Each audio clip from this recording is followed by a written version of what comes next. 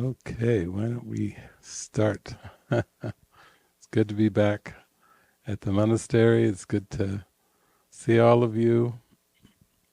It's always good to come back, back inside to our purpose, because this world was made that we would forget our purpose. It's quite an extravagant world. It has quite complexity, amazing detail. Uh, it's it's a generated world, it's a projected world, and now we've reached the stage of human evolution where we have movies. I just saw the recent Mission Impossible movie with Tom Cruise, and it was all, this time Tom Cruise was pursuing as Ethan Hawke, or Ethan, what's his name? Ethan Hawke's an actor. He was pursuing AI. AI was trying to take over the world, and he was going to have to hunt down AI. And then there was a character that was kind of acting on behalf of a human character. But we look at this world, and we can see that movies replicate the world. We can see, we have animations, we can see things are being replicated and duplicated and multiplied at an enormously fast speed. And then the question comes back to your mind, like, what's it for me? What is the lesson in all of it? What is the end game? What is the ultimate purpose? I think that's a reasonable question. I think that's a question among questions that have been asked for centuries and centuries and centuries. And we have Jesus telling us pretty straight and leading us. We have mystics and saints, even modern day mystics like Thomas Merton, who spent much of his life in the Abbey of Gethsemane there in Kentucky as a monk. And he would say things like, basically, a day without contemplation is a wasted day. Beautiful idea. And he was talking about contemplating God. If I'm not contemplating you, God, what am I doing? What am I using my mind for if I'm not contemplating you? If I'm not meditating on you, God? If I'm not praying to you, God, to help me, to offer me guidance and instruction, what am I actually doing with my mind's energy? It's a good question. That's a mystic for you. A day without contemplation is a wasted day. For the world, a day without making money is a wasted day. A day without serving bodies in some way, or serving the comforts and the conveniences and the future ambitions of the persons and the bodies, or trying to deny or hide or pretend something about the past, the guilt of the past, the heaviness of the past. It seems like a thick cloud, a burden. And our point is, I think one time I was giving a talk at the monastery years ago, to be carefree, care, cared for, clueless. Oh, that's the most. I can't even remember the three things anymore. Too clueless. It's clueless. I remember my friend Lila was here, and her eyes just lit up before she came to the monastery, to the community. She was in the corporate world, but she seemed to light up the most about those three ideas, especially the clueless idea. If you're unwinding from corporate, clueless is wow, it's a beautiful idea, because it's an invitation to be still. It's an invitation to pull your mind's attention away from the things of the world. But if we come back to our question, what is the end game? What is the point of it all? What is not just a lesson, but what is the ultimate lesson? And Jesus says in Workbook Lesson 132, he says, there is no world, period. This is the central lesson that this course aims to teach. And not everyone is ready to learn it. Wow. Those 3 sentences tell us a lot. There is no world, period. He has other parts, there is no world apart from what you think but there is no world. This is the central lesson this course aims to teach. There is another part in the workbook when he's talking about perception, our world of images, and he offers a word in the lesson as really what we could say is like a synonym for our perceptual world. What's a synonym for the world from Jesus? Hallucination. Wow. Now just put your little psychological hats on. For a minute you're a psychologist or a psychiatrist, and you've just been told by the awakened one, the one who has escaped all guilt, all problems, all errors, all sadness, all depression, all fear. You've just heard that he's used that word hallucination. Is not hallucination a better word? He kind of says in there, and he's offering that up as a synonym for perception, really.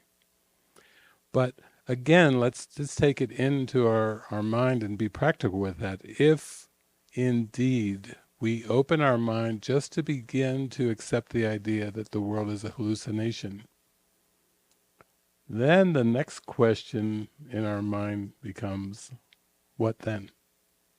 You see, if Jesus is going to throw that word at us, then we are going to ask the what then question.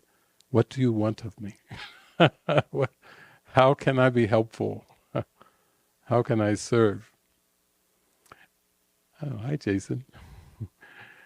And so, some of you know we have our Movie Watcher's Guide to Enlightenment. Has anybody ever seen or heard of the movie A Beautiful Mind? That's a lovely movie, which he's a very famous mathematician, very brilliant mathematician, Eastern College, University, who progressively seems to experience what most of us would say seems to be some form of psychology model would call it schizophrenia, where he's seeing people that aren't there. And what did we call in psychology when you see people who aren't there? Hallucination. Okay, that's a good clue. It's a good clue.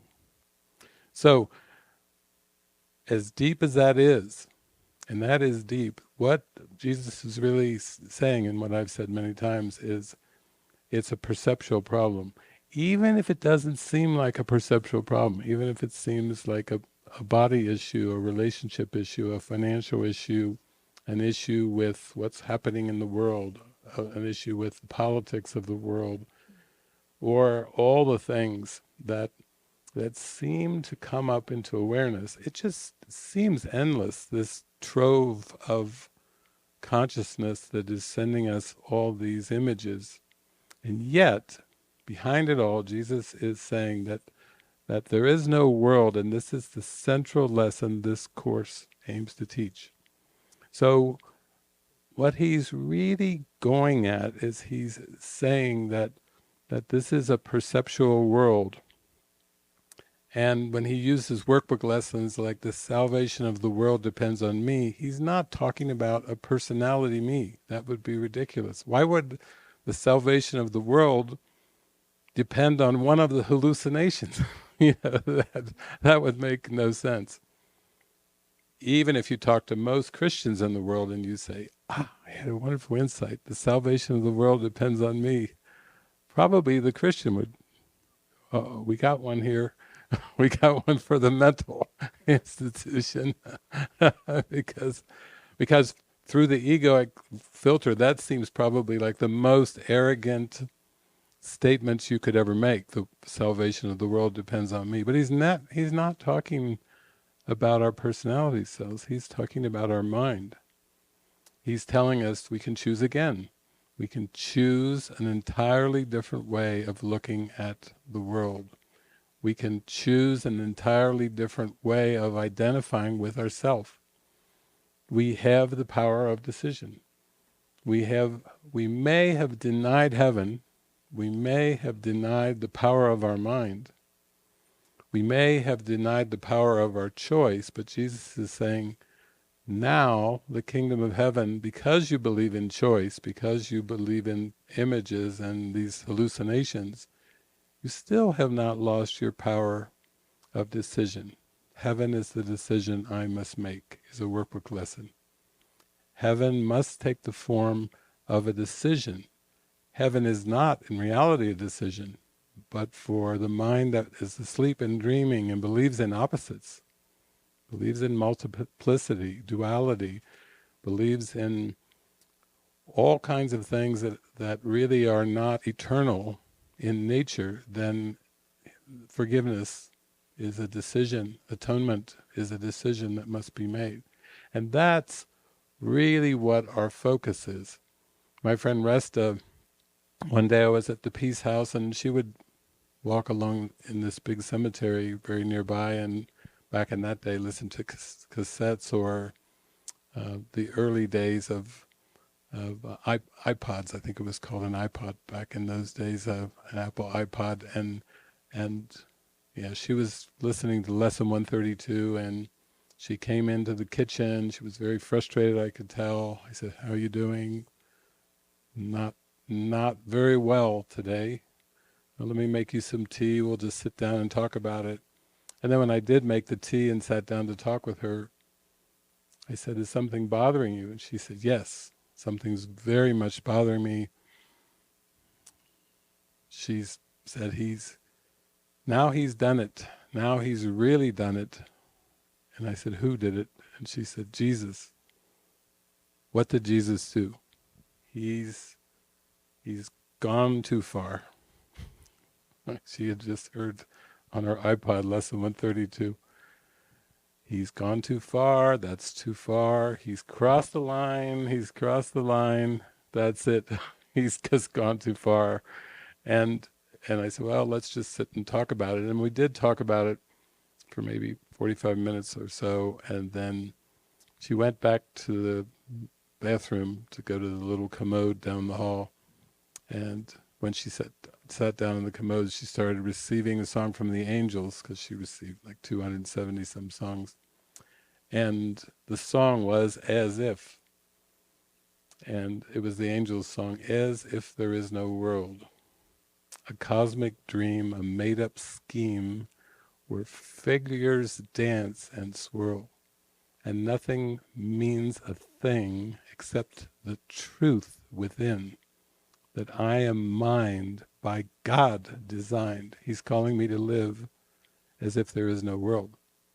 So when she came back, that was part of her reason she was so upset with Jesus, was when I asked her, "Why are you so upset at Jesus?" "Well, he went too far." "How did he go too far?"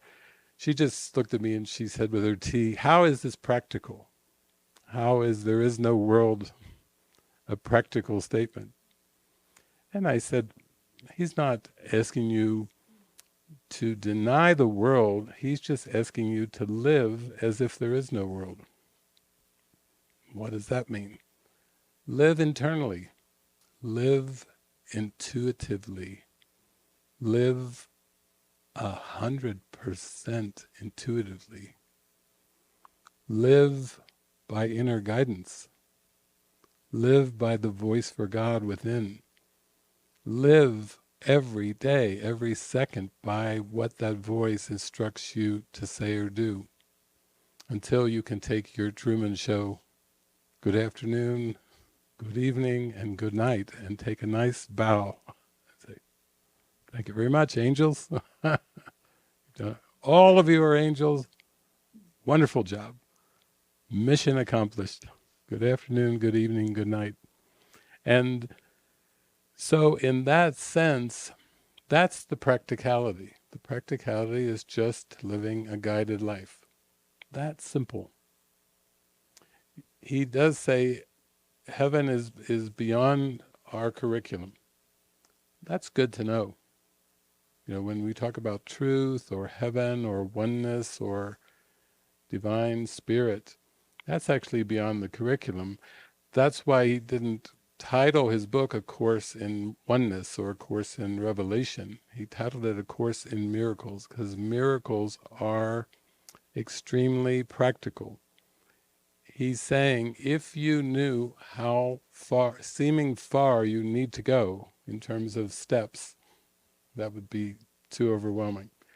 So let's just suffice to say, this is A Course in Miracles, and we're going to work with training your mind to be miraculous, miracle-minded, consistently miracle-minded, and that will suffice. That will take you where you want to go. That will take you toward a memory that you have forgotten, but you want to remember, that you pray to remember, that you pray every day, please help me remember God, help me remember the truth, and then the miracles come as practical, you could say almost little flashes in the mind that just show you everything is perfect. Right-minded seeing can see only perfection. When you're in your right mind, there are no problems. When you're in your right mind, there is no death. When you're in your right mind, there is no challenge. When you're in your right mind, there is no difficulty. And miracles are little glimpses, like little snapshots, little flashes of this right-minded awareness. And that's what the mind training is for. Just to give yourself over. Say, I'm just going to give myself to this. I know my unconscious mind will present a lot of objections to the goal of even working miracles. It's not what we grew up with. None of us grew up in a family where when we were kids, you know, they clothed us and, oh, I'm going to send you out to school, but don't worry too much because you're a miracle worker anyway, and, you know, you'll forget all this that you're learning at some point. Wow, if our parents had told us that, no stress going to school. We could treat every class like recess. We could treat every situation, every textbook like recess. The playfulness of it, the lightness. Learn what we're drawn to learn, let go of the rest, and then allow our intuition to use whatever we seem to learn in a playful, happy, joyful way. To be happy. Learning for happiness, not learning for achievement, future achievement. There's stress at that. You know, will I reach the goal of achievement? Will I reach the status that I believe I need to reach for happiness? Will my life and form turn out in the way that I hope it will? And again, Jesus is just saying, you know, miracles are natural. When they do not occur, something has gone wrong. Basically, too, the miracle Jesus says, the miracle does not create nor really change it all. It merely looks on devastation and reminds the mind that what it sees is false. That's pretty simple. That's a good definition of a miracle. Looks on devastation and reminds the mind that what it sees is false. Almost gets, you get this image of almost like this ancient, like we'll say a Buddhist monk or Buddhist yogi who's been meditating for many hours, many days, many weeks, many months. And then at one point he just opens his eyes briefly, looks around, and then goes back into meditation, looks on devastation. and is reminded that it's false. Okay. That's enough. Imagine that your draw into meditation was as strong, where you open your eyes after a long period of time and go, thank you, that's enough. Because that's what the miracle is. And the miracle we could equate with healing. So we have to undo a lot of ideas and concepts about healing, because our concepts of healing are really tied to and rooted in the body. And Jesus tells us in the Course, the mind was sick that thought the body could be sick. You see how deep this is. He's saying it's a hallucination. And if you take your hallucination and you try to pick some bits and pieces of the hallucination and say some are sick bodies and some are well bodies, some are happy bodies, some are sad bodies, you're really not getting the point of the central lesson. Because the central lesson is not to pick and choose among the hallucinations, because that's missing the point. The point. It would be like that movie A Beautiful Mind, trying to tell that mathematician, this is how the world works. Some of the people you see are real, and some of the people you see don't exist. Now that's a psychiatrist, but probably a lot of medication and a lot of work to try to teach the mind. You can tell the difference between the dead people and the living ones, or between the sick ones and the well ones. The whole medical model is based on diagnosing the problem in form and trying to prevent outcomes, namely sickness and death. But we're learning from Jesus, it's all mind, it's all psychological, because it's all the psyche. And so when you try to decide upon the form of what you want, you do lose the understanding of its purpose, because the purpose is forgiveness. The purpose is to see a hallucination as a hallucination. That's how you wake up, is you're not fooled by the trick of the ego. But it's not trying to make better hallucinations.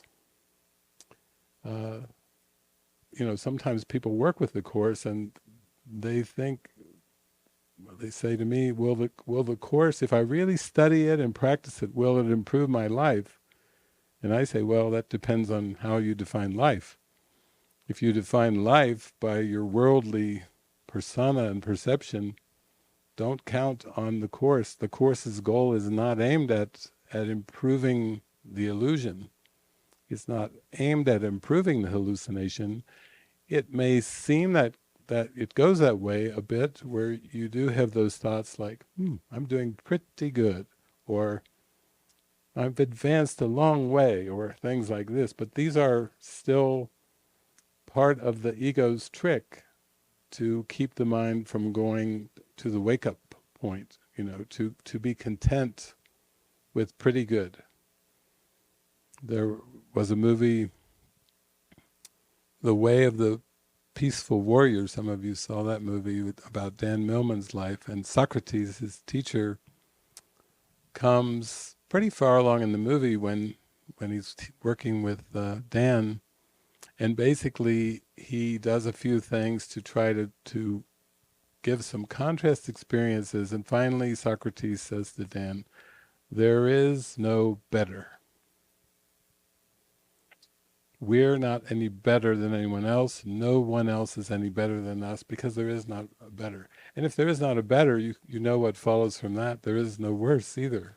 Whoa, well, that's pretty relaxing. You can feel the stress start to go from your mind, because think of all the stress that's just associated with the concepts of better and worse. What does Jesus say? All things work together for good. There are no exceptions except in the ego's judgment. That everything is always working together for good. From the right mind perspective, that's absolutely true. That's an absolute statement, because from the right mind there is no error. The right mind is the correction to the error of the ego and the error to linear time. So again, if we come back to the basic premise, of if the world is a hallucination, if ultimately there is no world, then that must mean I'm working on a direct experience of innocence, a direct experience of all is working together for the good, a direct experience of all is good. God is good always, and always God is good. You could say that about your identity. My identity as Christ is always good. God created Christ. There's nothing but goodness. There's nothing but innocence. And then this world becomes just an opportunity. You might just say the world is nothing more than maybe a practice ground for doing the mind training. And so this is ultimately why, as you go deeper and deeper, you start to step away from the things that you seem to do, the things that you thought you were, become not appealing. They're not appealing. They do start to feel more like old news. Like my friend Dorothy, whenever anybody would present her with an issue or problem, she was up there at Roscoe with me and Ken Wapnick. Dorothy would say, "So what? Now what?" That was her simple way of coming back to the moment. So what? Now what? Like, don't get caught into the story. Don't get caught in the interpretation. So what? Now what? Now what? That's a very practical question. What now? Now what? And that is really beautiful, because when you start to really feel this, then you start to see, wow, that's what I'm going to devote my mind energy to now, to allowing the Holy Spirit to heal my mind, to becoming 100% intuitive, to inner listening. All pathways really actually promote inner listening. That's part of all core religions and core spiritualities, is inner listening. And that's why, I think, because that's the point. That's the core point of everything, is that inner listening. That's where the rubber meets the road. That's where the practicality comes in, when you get in touch with that guidance. Because then you can feel the reward of the guidance, of listening and following the guidance in this instant. You don't have to wait for a future reward. You don't have to wait for it to pay off some time in the future. You get an instant reward. Psychologists say that the problem with this world, one of them is people are all searching for instant gratification, and this is not the same instant. This is not the ego's gratification through the body. This is gratification of coming deeper into the holy instant and really living by it and merging into it, accepting it. But in one sense, it does. There's a Kenny Loggins song. Some of you know Kenny Loggins. He did a song called "Keep the Fire," and one of the lines I like was, "Further and further from things that we've done, leaving them one by one." Oh, what a beautiful line! It's kind of going on a journey and letting the past drift away in your mind, fade away, further and further from the things that we've done, leaving them one by one. And we have just begun. The song is, it's called Watching the River Run, not Keep the Fire, Watching the River Run. So that's really what our focus is, because you have the ability to feel what you're feeling, to acknowledge what you're feeling, to acknowledge when you feel happy, and also to acknowledge when you don't feel happy, when you feel like you're chasing something, or you're looking for something, or you feel unfulfilled. That is an ego emotion that fits in with the ego, with the death wish, unfulfillment. And then right-mindedness, you might say, is the goal the goal of atonement or forgiveness, because the fulfillment is in the right-mindedness. It's not in an outcome of the world.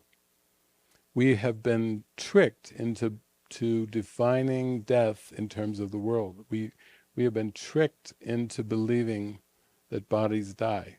We've also been tricked into believing that they're born. We've been tricked into reincarnation. We've been tricked into all kinds of concepts that still are attempts to explain the error. Even reincarnation is kind of an ingenious attempt to explain time and eternity and console yourself and say, well, I believe I'm incarnated now, but hopefully someday I won't be an incarnate being. I will just be a pure spiritual being. But there's lifetimes involved, and there's lots of lessons to learn, multiple lessons. But that's still part of the trick. It's still trying to explain the error instead of to accept the correction. So that's why this is such a deep path. It's not here to explain anything. It's not here to describe anything. It's just here to take the mind into an experience. And also your pursuit of happiness begins to shift to more of a how do I feel now perspective than, I mean, the game that I played for many, many years, actually decades, was I'll be happy when. I had all my ambitions lined up after the when. I'll be happy when my life looks this way. I'll be happy when I achieve these things. I won't rest until I've achieved and accomplished this and this and this and this. And then I was told, good, good, good, you're ambitious. And then I watched that Gandhi movie, and he was walking along with this man named Walker, and they're walking along talking. I think they were in South Africa. And this reporter, Walker, turned to Gandhi and said, looked around at the ashram that Gandhi was seemingly building, and said, Mr. Gandhi, you're quite an ambitious fellow. To which Gandhi replied, I hope not. That's great. I was quite identified as an American with ambitions. I had to pause the movie. What did he say? Shh, rewind. You're quite an ambitious fellow. I hope not. Ooh, I hope not. There's a glitch in the matrix. Gandhi is exposing a glitch. Ooh. What if we had it wrong? What if we were moving in the wrong direction? You know, like the Paul Simon song, Slip Sliding Away. The nearer your destination, the more you're slip sliding away. The nearer your destination in terms of a future form, the more you're slip sliding away from your Christ mind. Awareness of your Christ mind. Whoa, that's a 360 turn. So, and I think actually, you know, we've gone along, we've had, I look at our ministry even, we've had this fun ministry, but now there's shifts and changes even coming within our ministry. You know, been talking about mysticism, but now I think for some of us, we no longer feel the need to talk or even to walk the talk, because the walking the talk involves the body too. we're ready to be finished with talk the talk and walk the talk. And this isn't like skipping over anything. This is just a natural fading away in the mind of a desire to focus on the body and activities and things of the world. It's just a natural draw into the stillness. And so walk the talk the talk, yap, yap, yap, yap. It's all the same. And we feel like it's like a big kind of a stepping back. In some sense, it's like the spiritual version of, I was thinking, I remember for years I used to watch the Olympics, and I really like watching gymnastics. Remember the gymnast Nadia Comaneci? Remember when she would get up on the bar, the rings and but she'd get on the bar and she would be flipping around and around and around, and I'd be like, wow, it's a little bar and she doesn't even seem to be aware. She's fearless. And then the judges, 10, 10, 10, 10. She's getting tens, perfect 10 scores and everything. And Jesus was reminding me of Nadia the other day, and he said, and now it's time for your dismount. Dismount.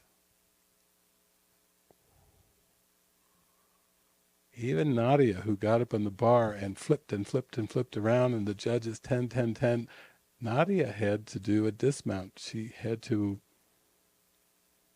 leave the bar to end the program.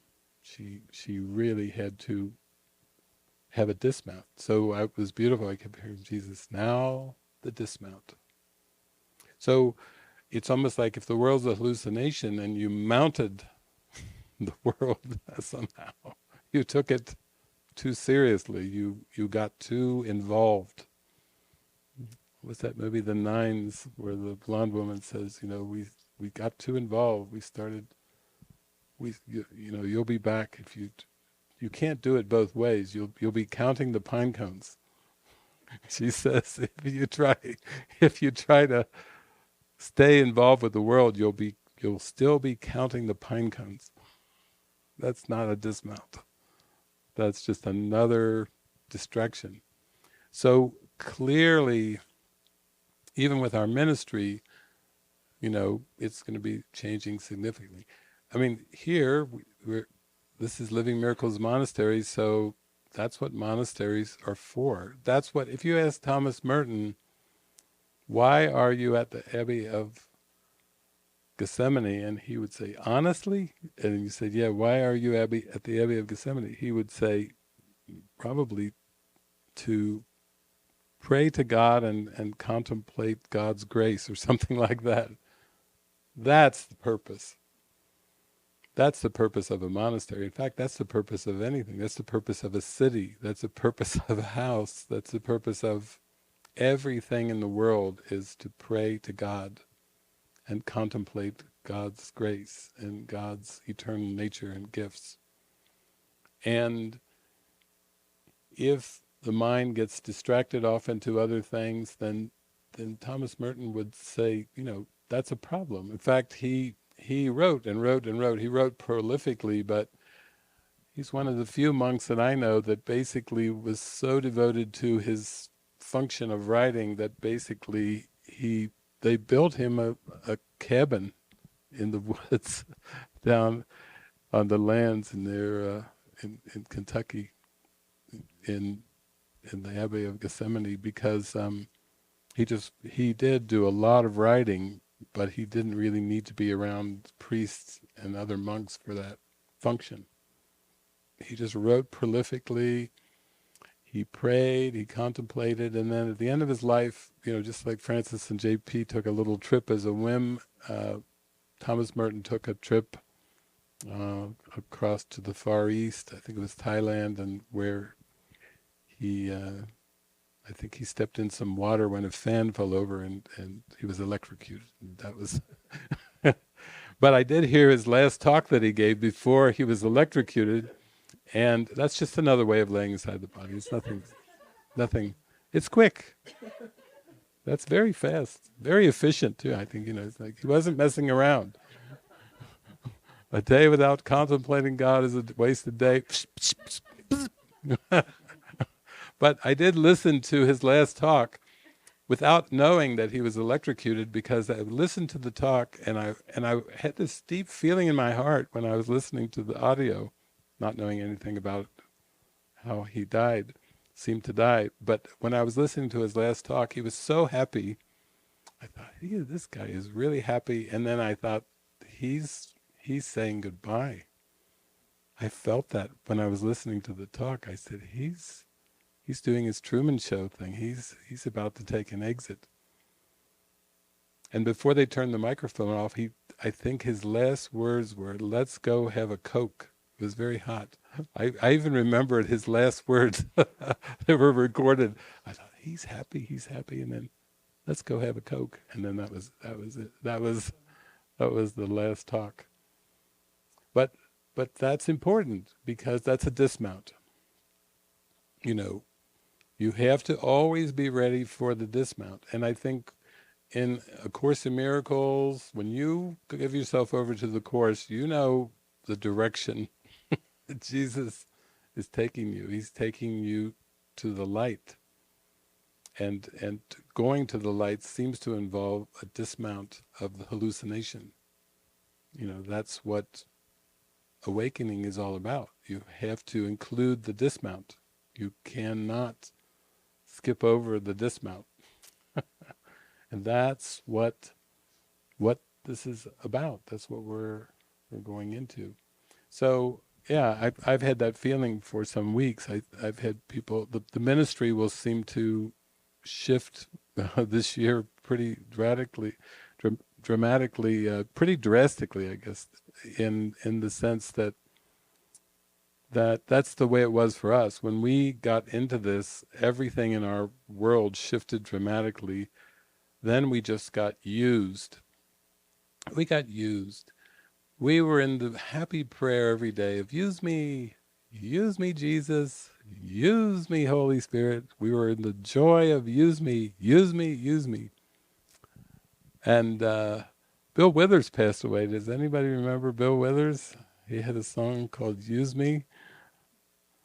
You just keep on using me until you use me up. Do do do do do do do do do do.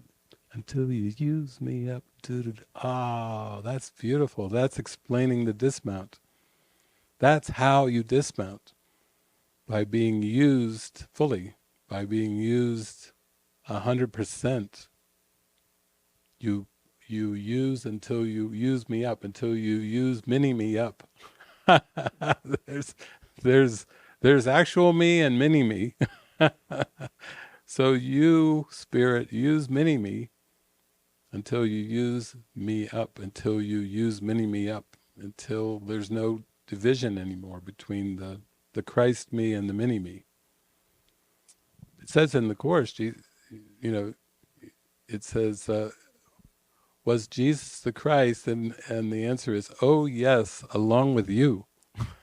that's how it addressed, was Jesus the Christ.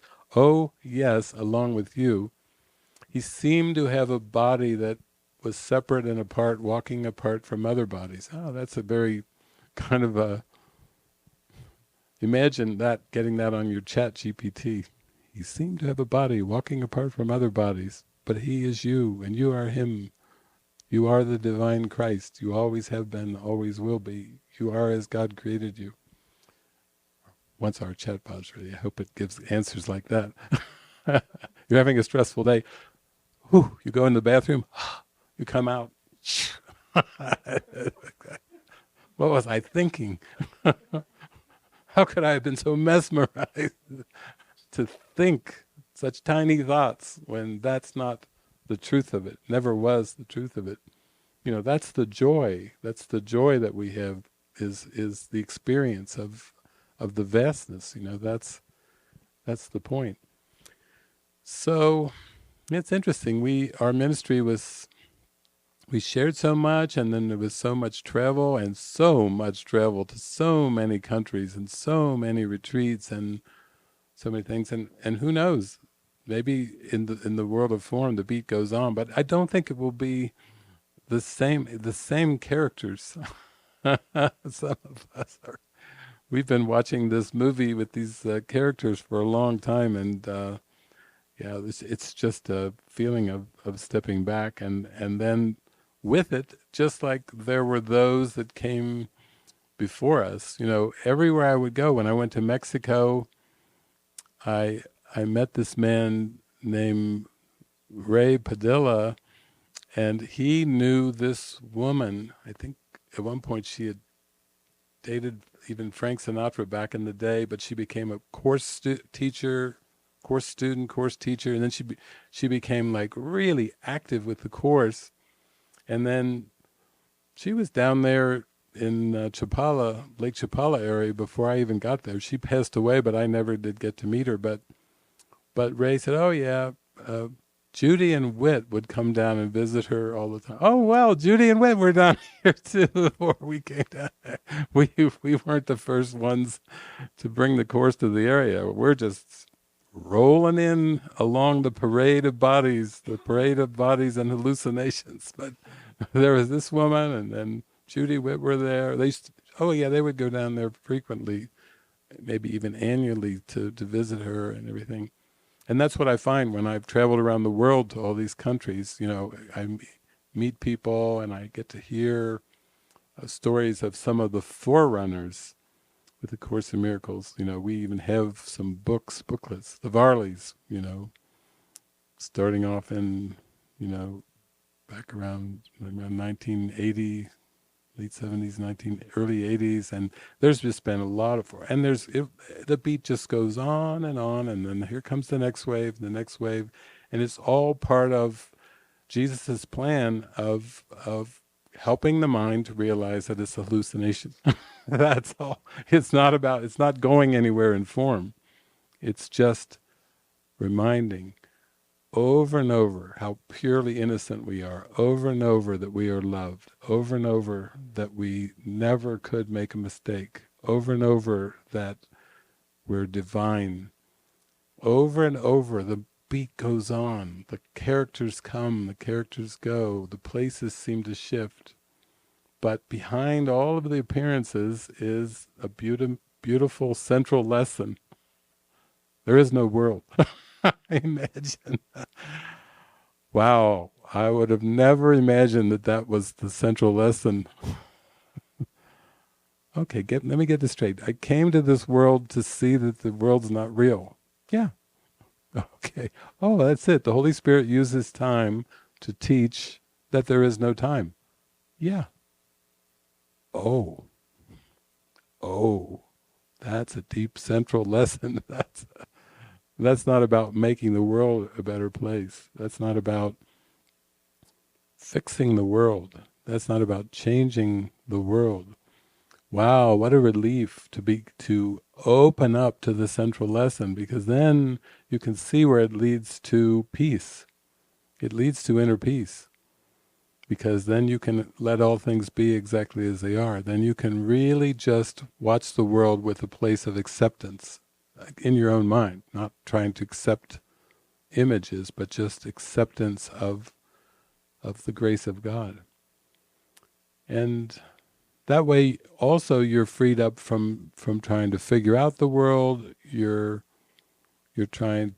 freed up from trying to understand the world. I think that's been an issue in terms of the world, is trying to understand it. Francis and JP just took their 7-week trip, and Francis was telling me that wherever she went, I was asking her, I said, what was your impression? She said, wow, lots of people are giving their heart over to this, but her main impression from traveling around was that Course in Miracles students beat themselves up. They take things way too seriously.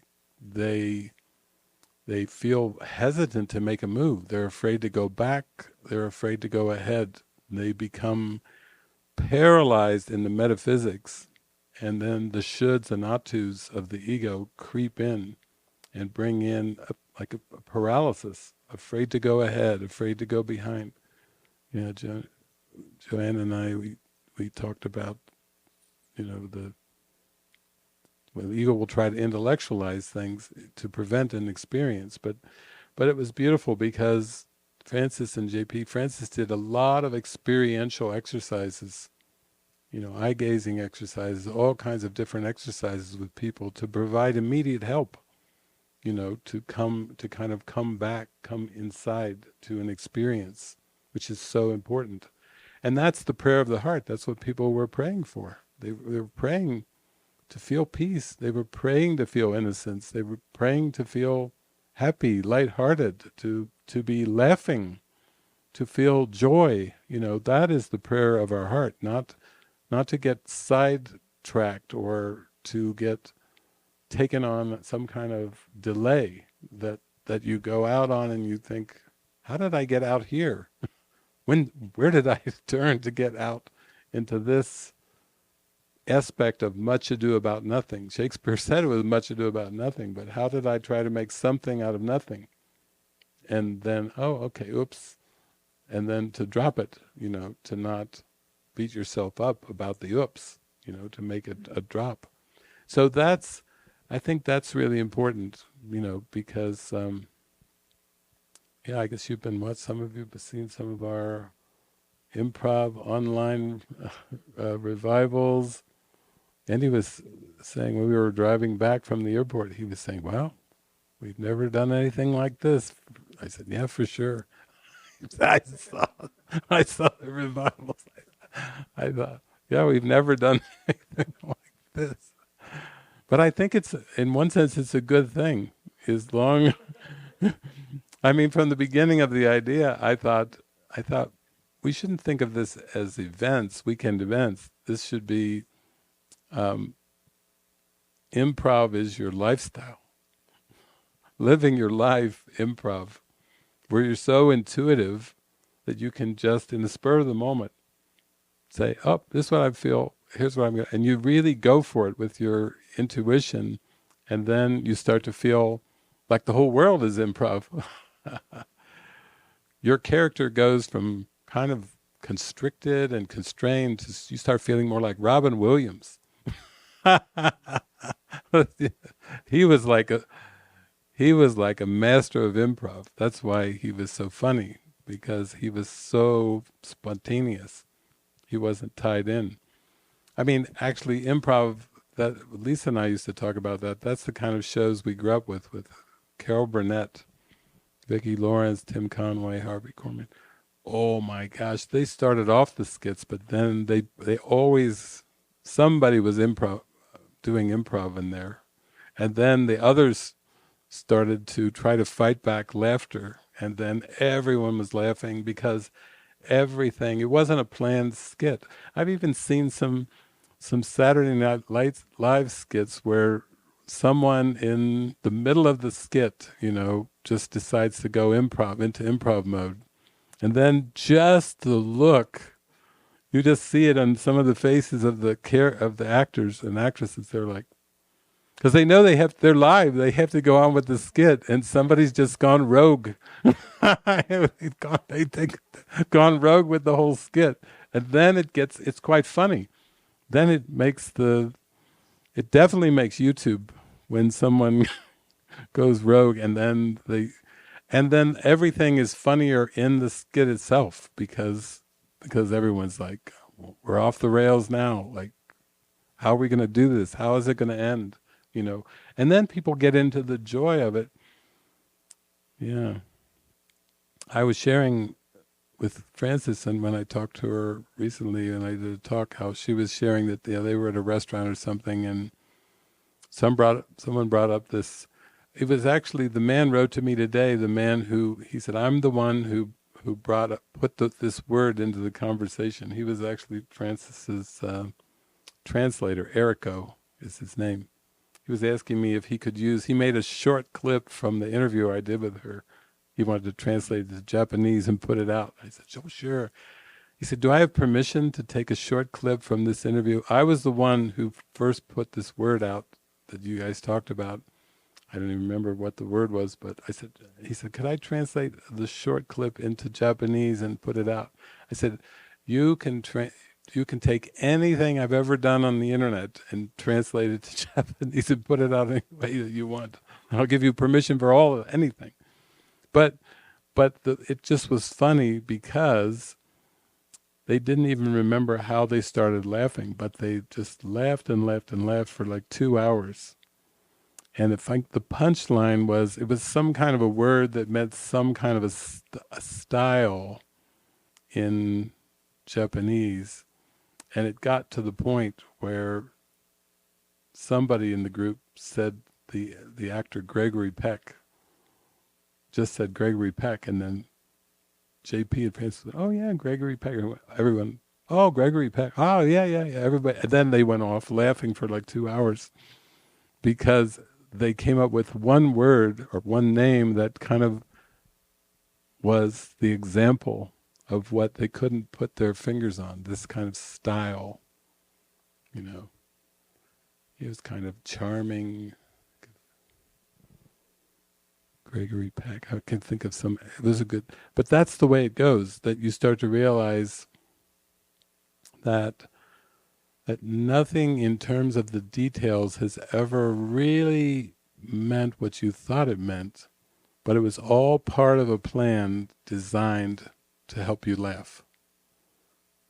That the whole thing was like a comedy. Not that the hallucination was the comedy, but the perspective that you have on looking on the hallucination makes it a comedy. In that sense, it's a divine comedy, because there's a gentle laughter of the Holy Spirit underneath it. Like, isn't this fun watching it this way? You don't have to take it seriously. Nothing was what you thought it was. You were never harmed. You were never mistreated. You just thought you were. You were just mistaken about the perspective on the hallucination. But you were not the victim of it. You were never the victim of it. You are now totally returned to your empowered mind and delivered from the hallucination in this miraculous way of looking at the world. So that's good. That's my spiel for this morning. But do we have a microphone? Yvonne has a microphone, so as usual, we can open it up to everyone, whatever anyone wants to talk about.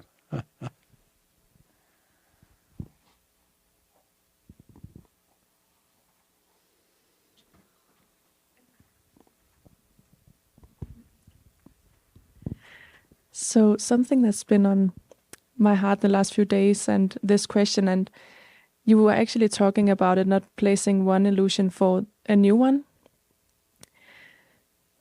Yeah, and what I've been feeling lately is it's this tiny fear of like I have placed, like I took away the Bali illusion, that dream, for now it's spiritual community. And everything here is so, like there's all these shared agreements and functions, and we take it very serious. And all I know is I want to follow Jesus and I want to do whatever he wants me to do. But I'm not mind trained enough to find that sweet spot of knowing, like, I don't know, like how do I know I'm not just having a new illusion and making it...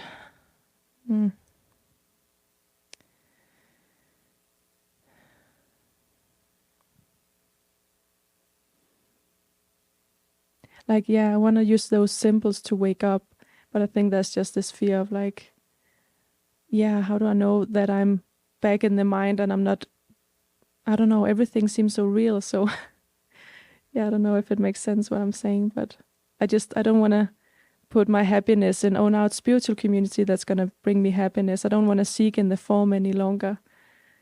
Yeah, I think that's just the prayer I like to know or something. Yeah. I know when I traveled around the world a lot, when I would talk to people sometimes would come up and hit course gatherings and say, I know the world's an illusion, but, and then they would go on, and I would listen for a few minutes and I would say, well, maybe you need to flip that around. I believe the world's real, and is there anything helpful to help me deepen and find inner peace that lasts forever? That's a way of flipping the sentence, because they would start off, I know the world's an illusion, but, and then I would say, well, the but contradicts the first part of the statement. It's not really a true statement. It's not a declaration, but I think that is back when I was doing those all-day movie workshops. I actually showed Brother, Sun, Sister, Moon, and I actually went through the stages of the development of trust in the Manual for Teachers, very deep. There's like 6 stages. But if you look at those stages, you can see it's almost like a little bit of a roadmap of starting to realize that at every stage, when you think you know something, you don't. And then he'll say, the teacher of God has not come as far as he thought. And think little, it's like Jesus giving a commentary on these seeming steps that are very practical and I think are very helpful, but what it is the mind seems to go through these stages because it's still not clear on workbook lesson 133, I will not value what is valueless. It's still it still can't make a good discernment call on what is the difference between the valuable and the valueless. Because human beings can't make that distinction. Only the Holy Spirit really knows what's valuable and what's valueless. That's why he's the comforter. That's why he's the answer. That's why he's the inspiration. He's the instructor. The instructor can tell the difference between the valuable and the valueless. But what Jesus is really teaching us is you can't make that distinction as a person, and you have to be willing to expose and release the belief in sacrifice. I know a lot of course students and teachers from around the world that will say, oh, those damn Catholics, all the sacrifice shit. I was raised with all this Catholic sacrifice shit. I said, what are you now? I'm a recovering Catholic. Okay, I'm a course student, but I'm a recovering Catholic. They said, those damn Catholics with all that sacrifice died for our sins and the blood of the Lamb and this and this. And I'm like, no, it's not the Catholics. It's in the mind. The ego itself is the belief in sacrifice. Isn't that shouldn't surprise us, that the death wish itself is the belief in sacrifice. The death wish inserted into Jesus' teachings the opposite of Jesus' teachings, which is sacrifice. But it's so buried and so hidden in the subconscious mind that as you seem to go through this journey as a person taking steps, it's still down there.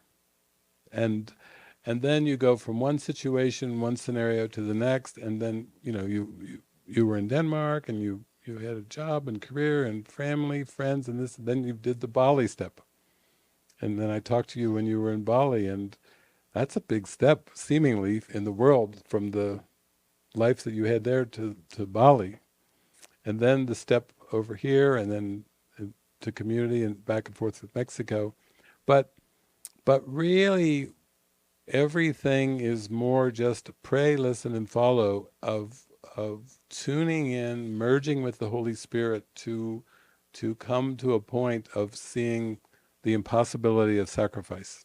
That's really the end game. That's what the right mind is the right mind is the impossibility of sacrifice. And the ego is saying, oh no, sacrifice is a reality. You see, they differ completely on this, on what's real. And so even when you make steps, the fear can be like, I don't want to substitute one illusion for another, but as long as the belief in sacrifice is the mind, then that's exactly the way the ego set it up. That you'll just go surfing and you'll just jump from one scenario that's an illusion to another scenario that's an illusion, and then you'll be thinking, was that a good jump or not? Did I did I make the right jump? Did I take the right step? You see it. It's the unconscious belief in sacrifice that brings the question, that brings the struggle, that brings everything. You know, I've heard people say crazy things over these last 3 decades where they say, well, if everything's an illusion, then nothing matters, and then I should be able to do anything I want. You see how it is shifting from this miraculous state of mind that sees the false as false to, oh, if everything's an illusion, then there's no consequences. We like that movie Groundhog Day because Phil, the weatherman, keeps reliving the same day, and after a while, he starts to feel like nothing matters. So he just kills himself over and over. And this could be like reincarnation, when you kill yourself over and over, seem to, in many different ways, and then you still find yourself back reliving the same time loop. And then Groundhog Day is a good movie because it's only when his producer Rita says, "I don't know, Phil, maybe there's another way to look at it." She's literally speaking the Course in Miracles right in the movie. Maybe there's another way to look at it. And then from that point, he starts to look for how he can give and share and extend. He's fixing the flat tire for the ladies. He's doing the Heimlich maneuver. He's going around and he's helping. He's increasing his helpfulness. So, I think that's the way it's kind of gone for you in your life. I think in one sense, Bali was kind of a step in the direction of really going inside and finding your heart, finding your heart song.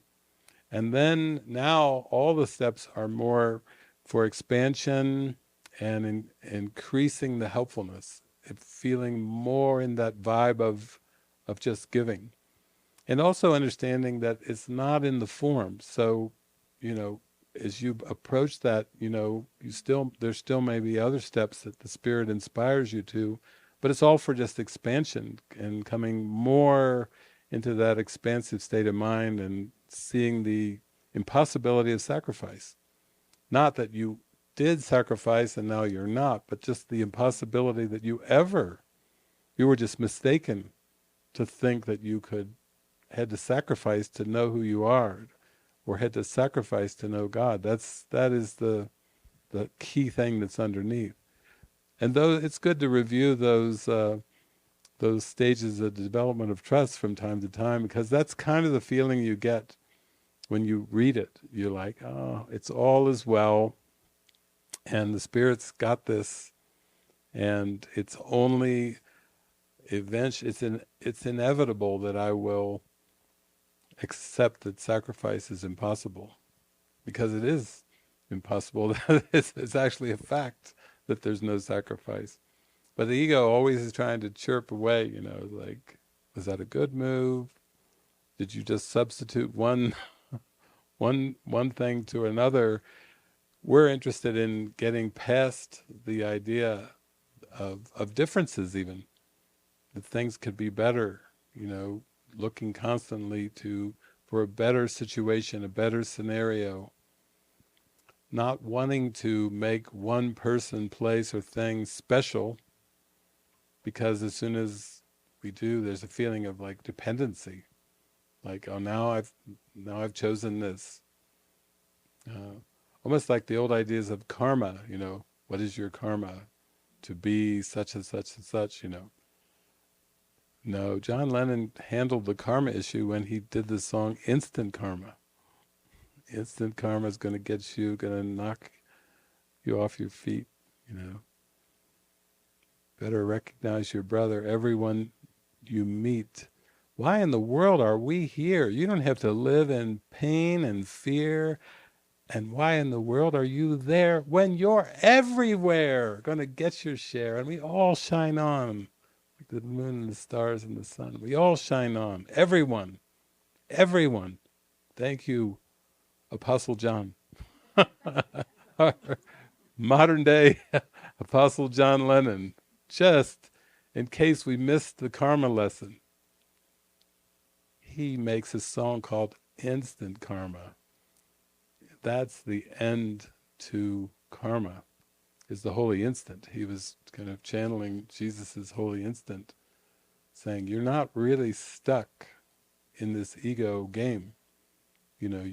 Any instant you can be set free. You don't, and he's not even encouraging us to delay. he's encouraging us to go for it, to keep expanding, to keep open, to realize we never did anything wrong or right because we were just completely mistaken about our identity. It's stress free, it's a hallelujah. That's the Leonard Cohen song. We finally come back to the hallelujah. I think Enya did a song too. Hallelujah, ha, ha, hallelujah. I like this song. The chorus, ha, ha, ha. Her hallelujah sounds like ha, ha, ha, ha, ha, ha, hallelujah.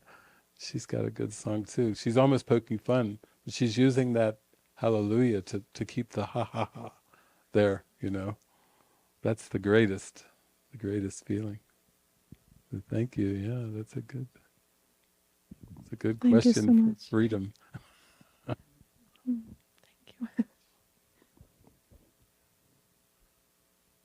Beautiful.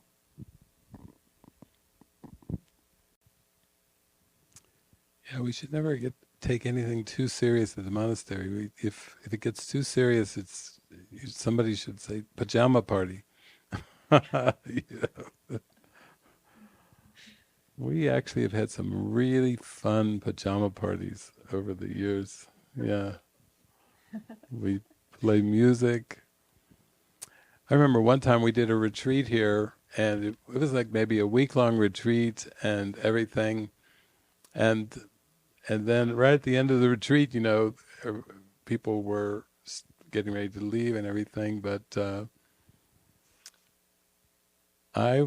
I went into the kitchen and I decided to play DJ. So I got on my phone and I started playing one song after another, and I don't know, whatever song came to my mind, but there were a lot of dance songs. And I remember, who was it? Armel and Ricky and Deanna were on the sink dancing. They were on the sink as I played dance song, and they were just up.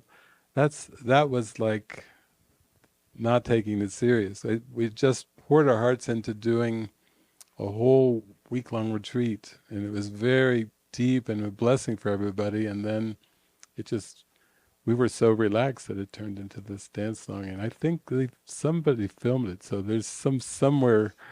Probably Nicholas has it in the archives. People started getting phones out and filming it, because I remember, yeah, it was those three dancing. They were all dancing on top of the granite, thing. Sweet.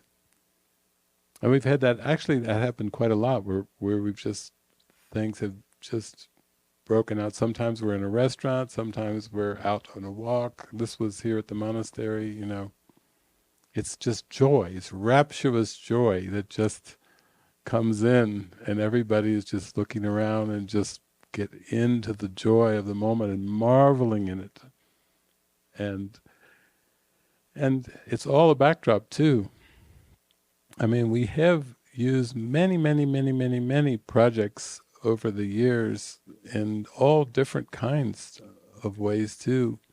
But I think they were actually really just a real good backdrop for communication. The tendency in the human condition is privacy, is keeping things to themselves. That is what sickness is. Sickness is the belief in private minds and private thoughts. So it has nothing to do with bodies.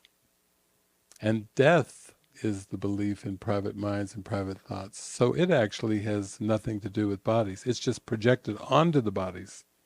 But it's the death wish, the belief to be separate from God, the belief that seems to be buried in the unconscious mind. That's what needs to be raised up. And I mean, throughout the monasteries and convents throughout history, they, of course, I mean, if you didn't live in a monastery or a convent or whatever, then you notice it's like entropy. Did you ever notice that everything in the world is breaking down and falling apart? Everything.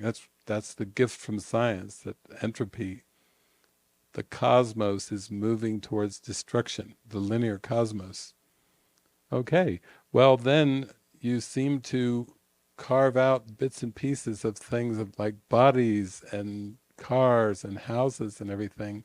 And you notice that the bodies and the cars and the houses are subject to entropy. The ecosphere is subject to entropy. Nothing is, black holes are are subject to entropy. Nothing is not subject to that entropy.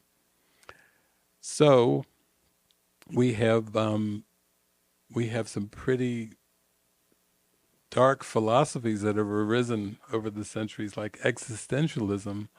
You know, existentialism is kind of moaning about the entropy. That's kind of, I know that's probably going to end up on Facebook as a quote from me. And everyone will go, what about Sartre and all the... I'm not interested in the people.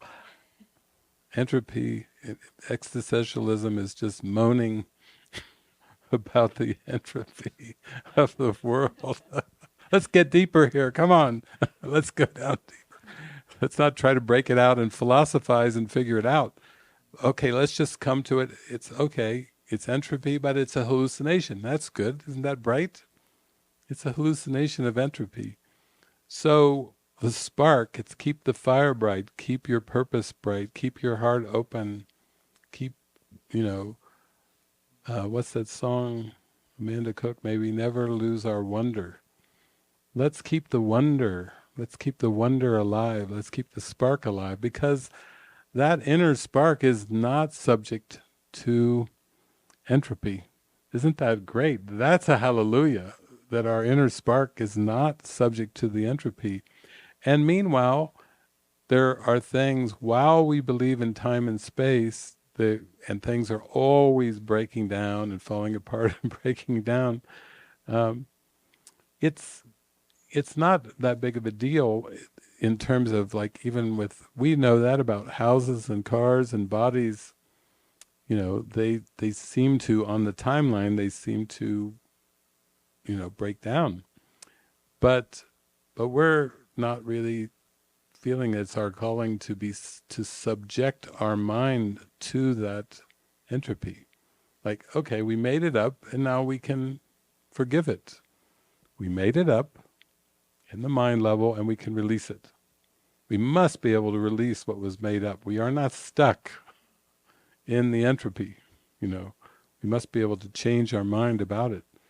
So I think that's the thing, and that's why I think it's like you can start to just relax into the guidance and the flow of the day, knowing, oh, this is a day to help me open my heart up, connect with my brothers and sisters, to learn how to communicate. That's what I've seen over the years is really the problems are not what they seem to be. We think the problems are in the form, but it's just our fear of communication.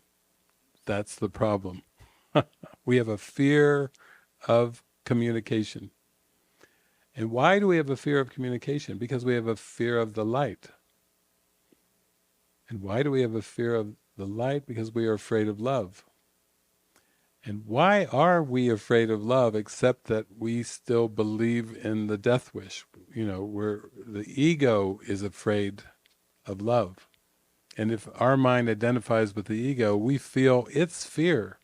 So it's really, we're feeling the fear of the ego for communication. The ego likes isolation, separation, private minds, private thoughts, secrets. Okay, yeah, that's its game. And our new game is forgiveness, which is letting all things be used for connection, for joining, for communication. I've never seen that over-communication is a problem. Every time it always comes down to it's under-communication, and the reason there's under-communication is because there's fear. That's why the mind under-communicates. I can handle it on my own. I don't need to talk to them. I don't need to talk, well, really, if you talk to them, I think it'll go a lot better. But I don't want to talk to them. It's like, but over the years, you start to realize, it's all a backdrop for communication, getting deeper into the communication. So I find that delightful. I mean, not at the beginning. I was very shy, so I was not the over communicator. I was the shy. Uh, Back in high school, my sister, my biological sister, she was voted class clown of her senior class, and I was voted most quiet of my senior class. But when I got into the course, there was little lines that used to jump out at me. And one of the lines that I really liked, because I was afraid of communication, was Jesus said, the willingness to communicate attracts communication. I didn't know what that meant, but I liked the sound of it. Wow, the willingness to communicate attracts communication. So that was the preceder of me traveling all around the world and doing all these talks and gatherings, which is kind of funny. Moses stuttered and he had to deliver the 10 Commandments, and I was voted most quiet, and I turned into a spokesman for Christ. But that's the fun of it all. You see, it's just a willingness to be used, like that Bill Withers song. You just keep on using me till you use me up.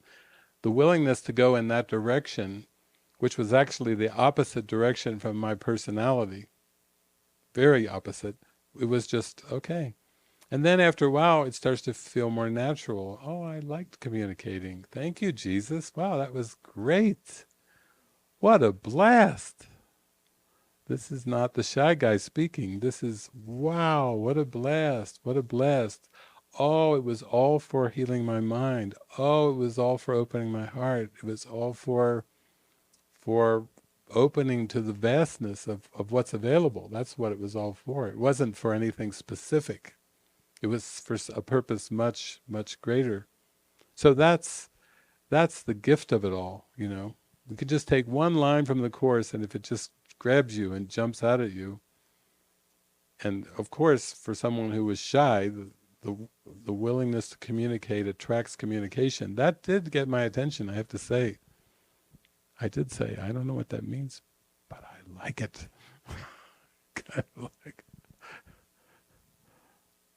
what was that movie, The Island, where what was the main character, the man, Ewan McGregor, sees a motorcycle when he comes out into the like the Matrix, and he sees a motorcycle go by, and she says, "What was that?" He said, "I don't know, but I like it." we have to have that same kind of feeling, to go out of our comfort zones based on the past, to go out of our inhibitions, out of our restrictions, out of our limitations. And we don't even have to know fully where we're being taken into. If we already knew, we wouldn't need this world. So we must need to expand toward the light. And we know that the Holy Spirit is to do it for us, and all we have to do is to want to do it. Really, that's our part.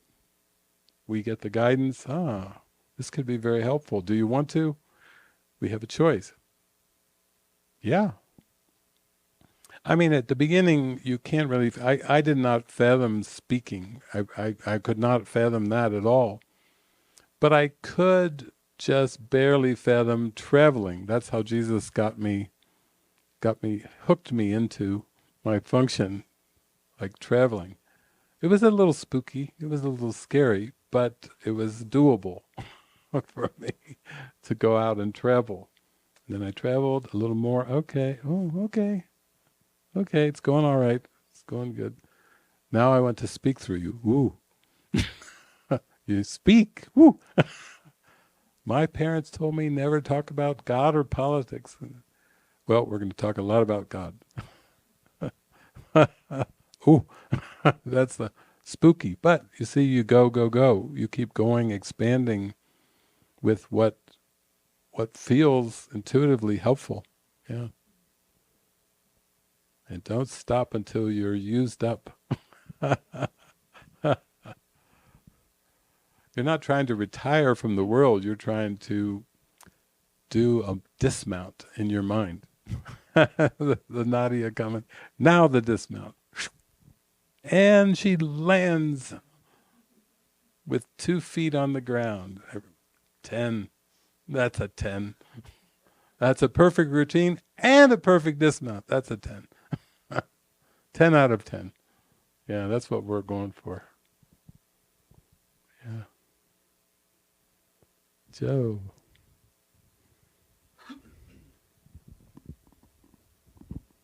Hi, David. Hi. So good to see you. Yeah, I want to talk about the body a little bit. So just a little like backstory is, I was in Michigan for a while and I'm studying the course very intensely, doing the lessons, and I got done with the lessons and I just started them over again. So like 2 years of just really going inward and practicing it. And what I've noticed is like I feel happier. I'm getting happier and happier. And every encounter that I have, it feels like it's supposed to be there. I'm just enjoying meeting strangers and having these beautiful like encounters. But I feel like the ego is really switching to viciousness when it comes to my body. I have past trauma with surgeries and stuff when I was a boy. And yeah, it feels like it's becoming easier to forgive and allow the external. And I realize the body is external, but it just feels like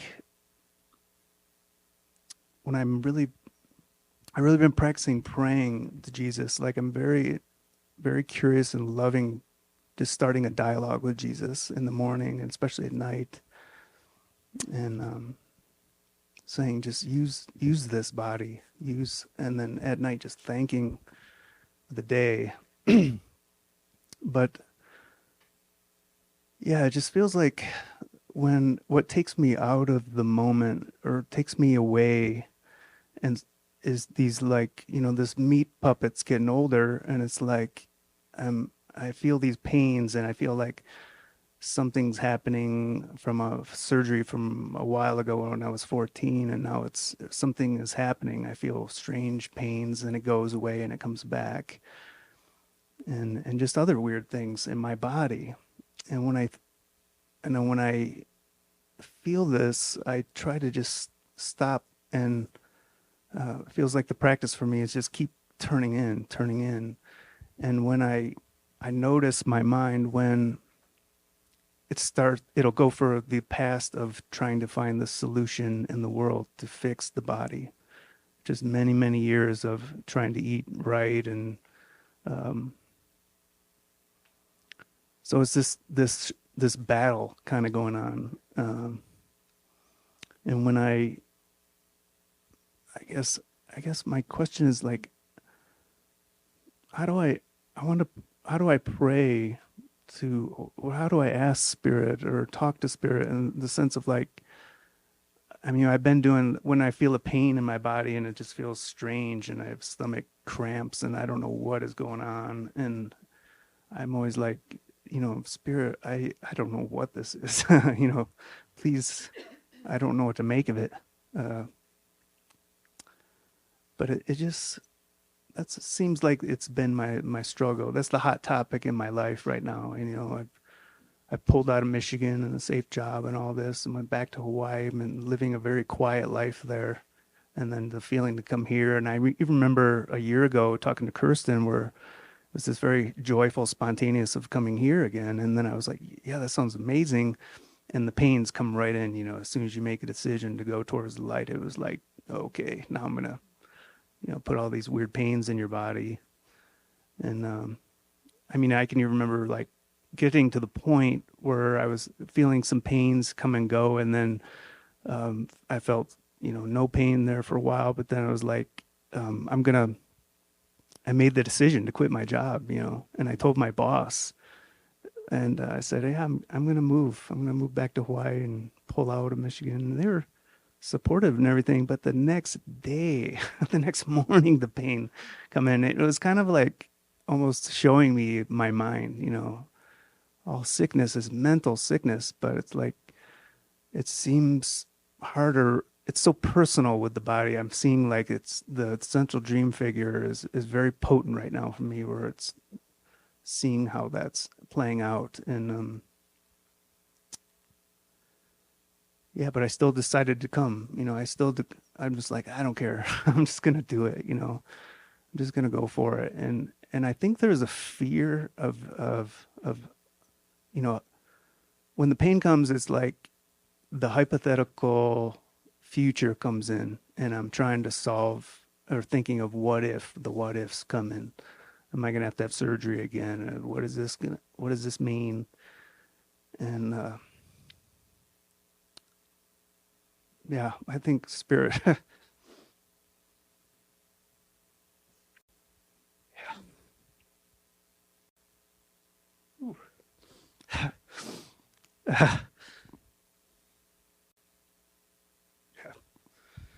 So I wish that YouTube of Jason talking about a surgery coming up that he had. I can't even watch that without crying.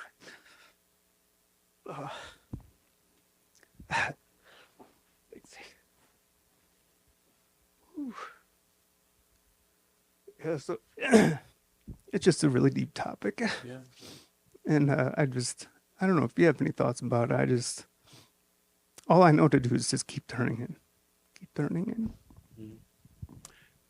Yeah, it's like this spiritual awakening is like a welcoming of the spirit to like rinse our mind of old thoughts and old ideas, and it turns out in the end that all of our thoughts about time and space are old thoughts and old ideas. That's why Jesus says the world was over long ago, and you're simply looking back on it, mentally reviewing what has already gone by. So the ultimate issue is a time issue, and yet that can be too vague. Like, oh yeah, I've heard a lot about the now and the present moment, but it hasn't made a significant change. These thoughts of the past, surgeries, things I went through, and all the medical model, the causations. If you don't do this, then this will happen to you. It's if you don't do this, then that'll happen. If you don't do this, it's a world of hypotheticals. It's a world of huge seeming potential choices, and then we're told some have very dark negative consequences. That you chose wrong, and then look at this. Well, you paid the price. Cause and effect.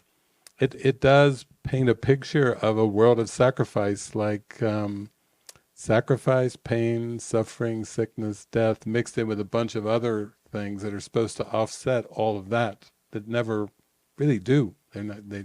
We never have anything that offsets all of that.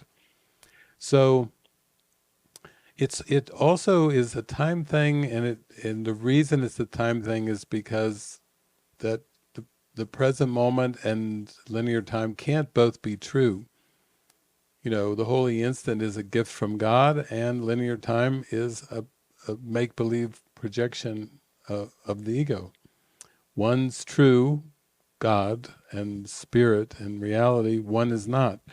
And yet, all of the learning, all of the conditioning from all these years has been about this false cause and effect model in the mind. If you don't do this, then then this will happen, and this happened, and now look at the consequences of that happened when I was 14, and it just goes on and on. That's just the way the world thinks. The solution starts to come with just what we talked about being intuitive and guided, and that's where your prayer is. You're just praying at the beginning of the day, and you're praying at the end of the day, and basically what Jesus is saying is, just try to get into the habit of giving those thoughts that you are facing when they come up, give them to me. Why? Why do I have to give them to you? Because Jesus knows they're not true. That's a good first start. And he says that when you don't give them to me, you claim personal responsibility and ownership for those thoughts. You think that they're your thoughts, and then you believe they're your thoughts, and then you're caught into the vice of the ego because those aren't your real thoughts. He tells us throughout the workbook, you have real thoughts that you think with God, and then you've got this thick fog, this layer of ego thoughts that you believe in, and then you perceive what you believe. So it's kind of a tight vice of false thoughts and false perceptions that seem to reinforce the false thoughts. And that's not surprising that throughout all the centuries, even though Advaita Vedanta and non-duality goes back many, many centuries, they're not even close to being mainstream ideas. They're still, even in this day, with Eckhart going on talking and Adyashantis and myself and all of them talking, they're still not mainstream. If you talk about these thoughts in the mainstream, it's, you believe in woo-woo, and Marianne Williamson runs for president. She's the woo-woo candidate. We have the Democrats, Republicans, Marianne, woo-woo. You see, not acceptable in the ego's world. This is not acceptable in the ego's world. This is woo-woo. It's dismissed immediately as woo-woo. It's like, almost like I don't want to be around that people. No, I don't want that. But what you're talking about is like undoing the false cause and effect ideas in the mind, and they're all based in linear time. Every profession in this world, when you go to the university, is very deeply rooted in the belief in linear time. And even you have aspects of professions, like in science, quantum physics is a turn away, or the way we're attempting, Andy and his team are attempting to use AI, that's ultimately using AI to teach there is no AI, using time to teach there is no time. But that is the way the ego works. It's counting on a very strong body identity, and then it's using that false identity to induce fear, to increase fear. So, how do we turn it around? First step, of course, is having to really be attentive to the mind and give the thoughts over to Jesus. Second thought comes to mind for me is that things involving the body are what Jesus calls magical. When Jesus is talking about magic, it's not just medicine, it's food. Like the Aborigines and the Native Americans, they didn't have separate categories for food and medicine, because they used the food. You need to eat this, you need to have this, they more of a holistic view of things, not seeing, they didn't have divisions of natural medicine and medicine, or food and healthy food and unhealthy food. The Aborigines would think, that's the craziest, stupidest thing I've ever heard. Healthy food and unhealthy food? What? Who made that up? The Aborigines would be like, that is warped, because they were very much holistic. Everything you put into your body has to serve a purpose. Everything you do has to serve a purpose. Even when they would do the walkabout, that was for a purpose of their connection with Source. It wasn't just to prove they can hike around without a home. It had a much bigger purpose.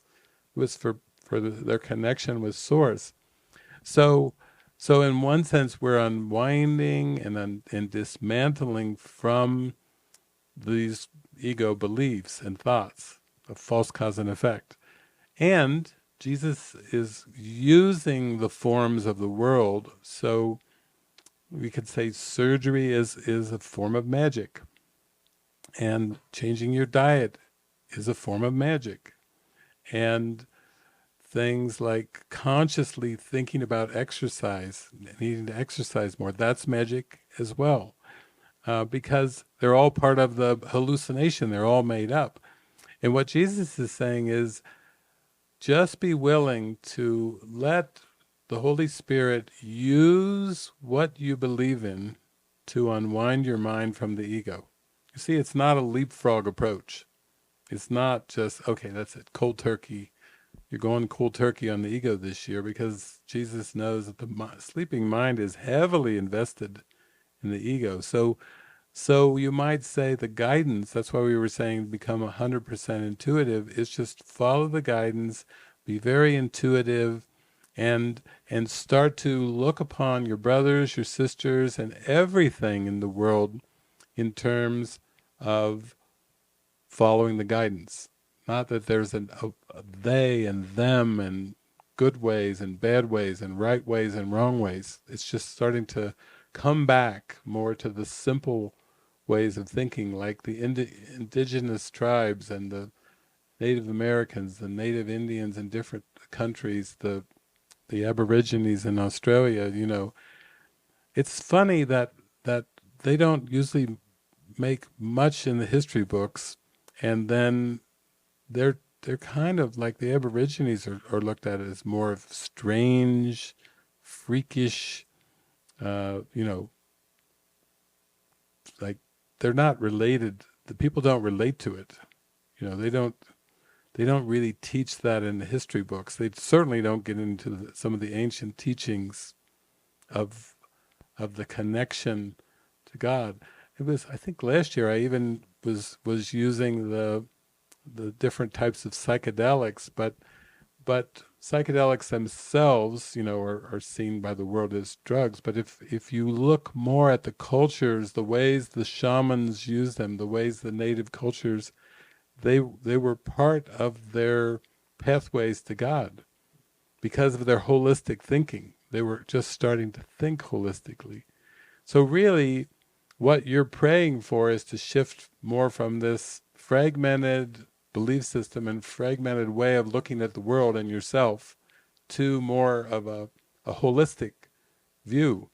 It's interesting that these kind of tribes and peoples are pretty much dismissed as uncivilized.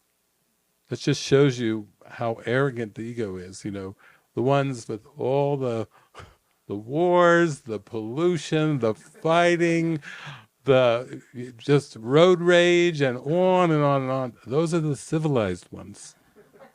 Those are the civilized ones. And then the ones, the Aborigine, the Native American, and their little teepees and walkabouts and everything. Oh, yeah. Woo-woo. Woo-woo. You see? So the fragmentation is put on top, and then anything that would teach. When Marianne Williamson first ran for president, the press had a field day. I even watched a video clip where she went on the comedian Bill Maher's show, and he started to say, this was more recent, this is preceding this second run for president, so you actually study a book called A Course in Miracles? Yes, I do. And there it goes, on it's, here we go, mainstream touches on woo-woo, and it was a comedian, albeit, that's how Jesus does it. But these kind of teachings are seen as esoteric, as hidden. You hear stories of Dead Sea Scrolls and things getting burned over the years by the church or by different groups, and it's almost like it's so hidden and so for you. What we're doing now, we have the course online. We just put out so much stuff. We're taking all the hidden stuff and we're hey, and then what do we get? Woo woo. It doesn't matter. Some things don't change. It's still seen as woo woo from the world. But when you come back to your mind training, you just have to start to just be willing to let everything be used. I mean, I always tell this story of this woman who came, I think I was maybe in Michigan, and this woman, or maybe the Great Plains somewhere, I was doing a gathering, and before the gathering started, um, I kept hearing from Jesus, wait, wait, wait, and they were ready to start the gathering with me and everything, and I said, wait, wait, wait, and it was with a course group, and I kept hearing, wait, wait, so I waited, waited, and then finally a woman came in the door 5 minutes late, and she was a course student and had been a course student for a lot of years, and she actually had just come from the hospital, and she just was diagnosed with a terminal illness. And she was just heartbroken. And she came in, and finally, I could feel when she came in, everything kind of, the energy shifted in the room, and then we all just kind of got quieter and settled down. Then she began speaking. I just came from the hospital. I was diagnosed with this. I can't go home. I can't tell my children. I can't tell my husband.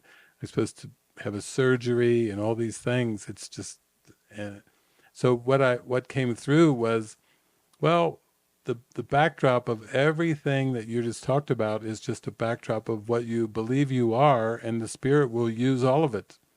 You know, the Spirit is not anti anything in the world. They're just symbols that the Spirit can use. But when we plug those symbols into the ego's thought system, everything gets serious, super serious, because it's all just death and fighting off death, and what could come back at you, and what could happen to you, and it's just all very dark and everything.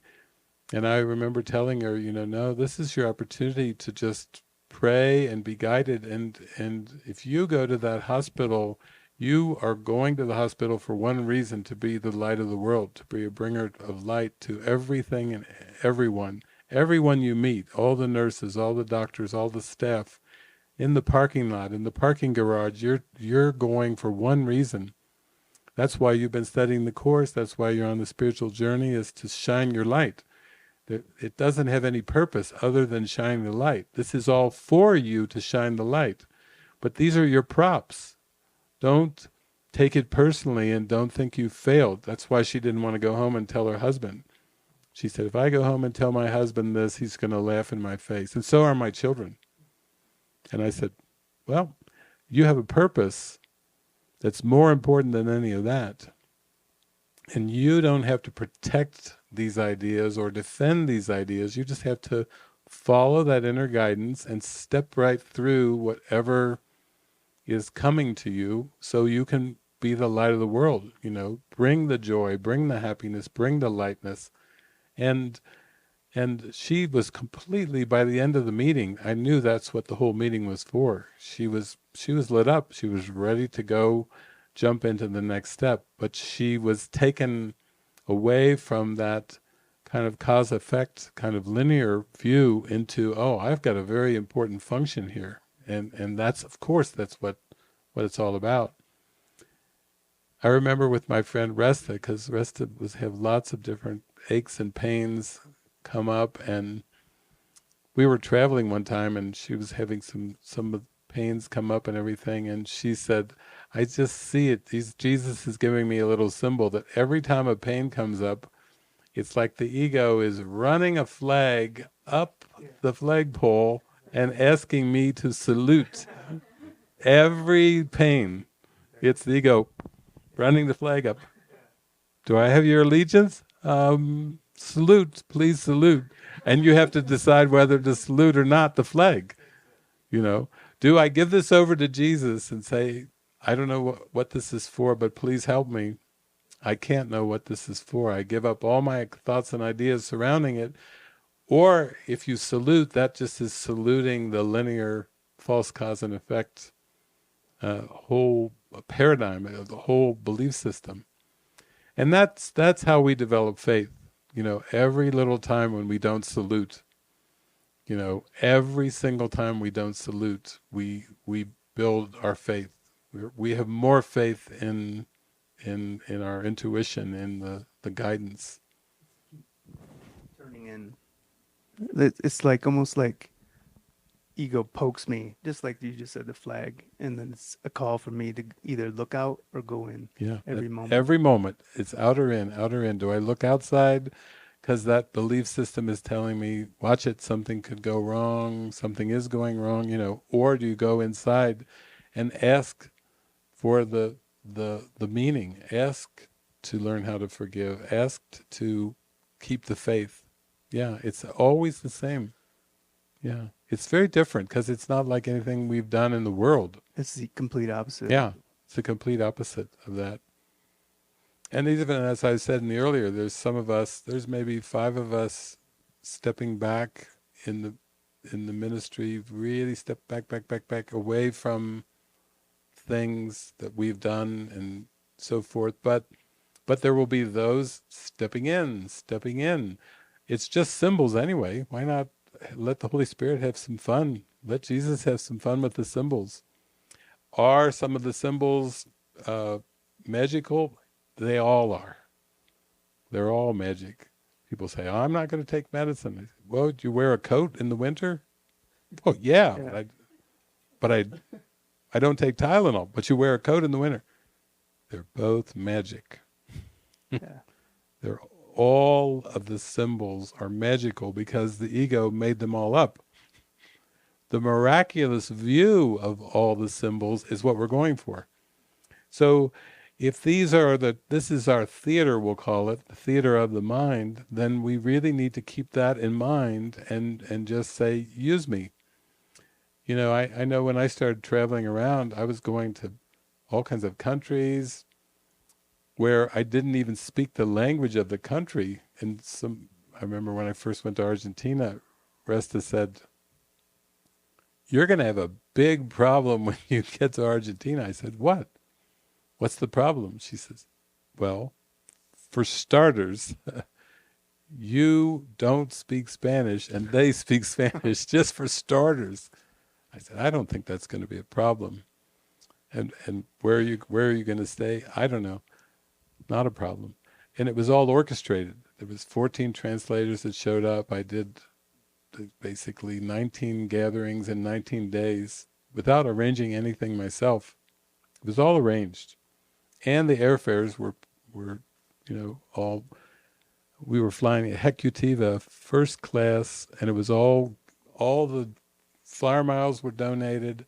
I met all these people in a country I'd never been to in my entire life, and then it was the Holy Spirit's use of magic, meaning the world of images is the magic, and the Holy Spirit has got to use it to convince my mind that I'm not that I'm not of the world. That's the way it works. But if I try to go back to that cause-effect thinking that I learned growing up in my family from the ego and 10 years of university, that's not going to be a happy story, because in that framework, it never goes good. It always ends bad in that framework. 100% of the time, it never ends good. But the perspective is always good. It's always freeing. So that's why I train my mind to go back to the perspective.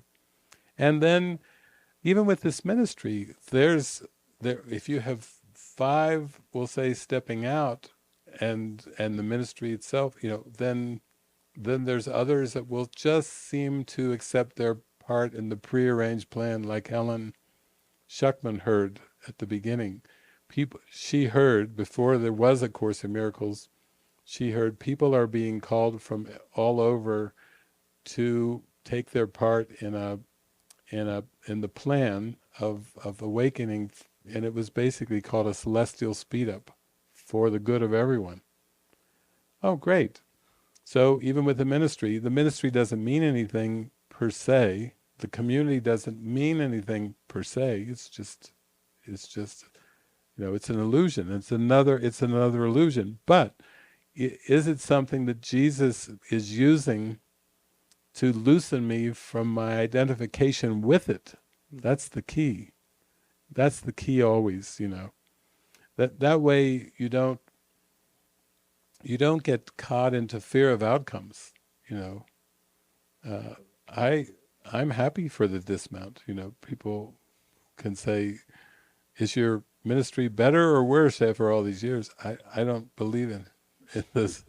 I, I have no opinion on that. Concepts, better or worse.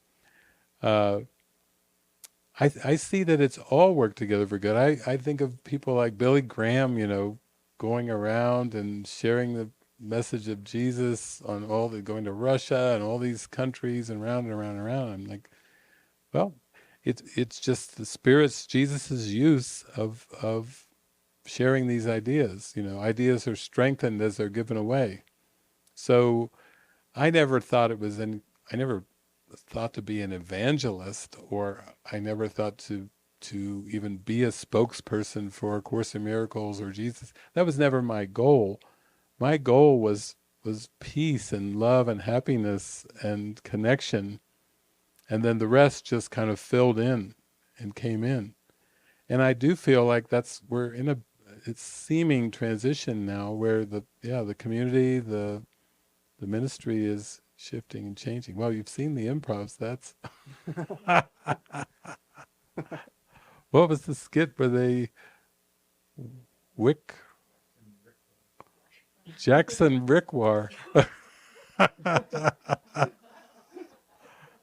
I was like, Jackson Rickwar, and he's been working with David for years, and levels of mind. But everyone's having fun. That's the main thing. That's the beauty of it, because it's so profound and it's so deep. But there has to be a lightness and joy and playfulness with it, because that's the whole point, for us not to take anything seriously.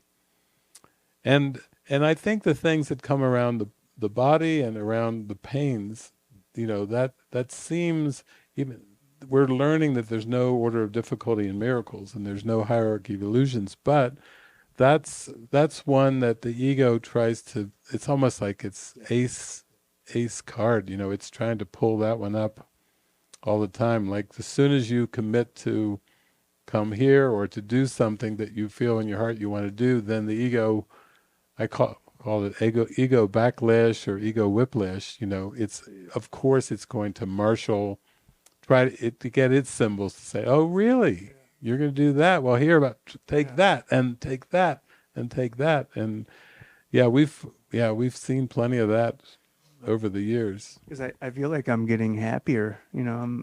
Each moment is happier and happier, and then it's like it's doing this card thing. It's flying the flag. Yeah.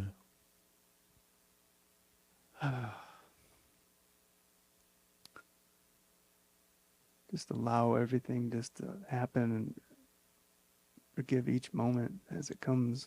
Yeah. Yeah, there's that word that is talked about a lot of times in Christianity, really in a lot of spiritualities and religions, called temptation.